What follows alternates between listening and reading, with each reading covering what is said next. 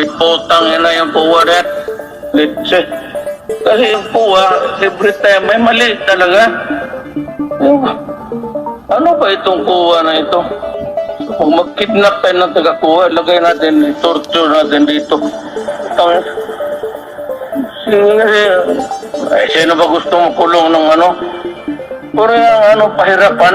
Galit na galit siya sa COA. Siguro isang dahilan din dyan, yung kanyang paborito na si Duque na merong nawawalang 67 billion at hinahanap ng COA.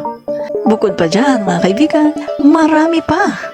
Kaya siguro sagad hanggang buto ang galit niya sa COA. Nasabi niya na OMG.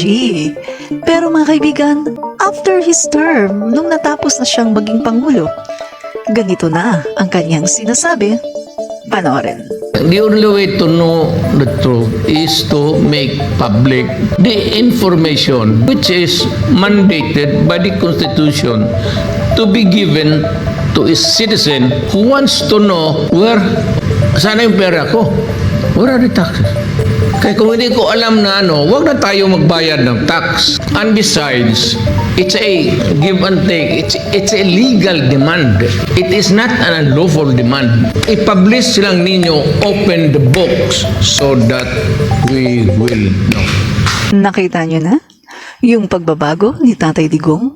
Nung siya ang nakaupong presidente, galit na galit siya at ayaw niyang magpa-COA. Sinabihan niya ang ombudsman at sinabihan niya yung sa COA na yung mga confidential funds at intelligent funds ay hindi na makakarating sa COA. Ididiretso na lang sa kanya.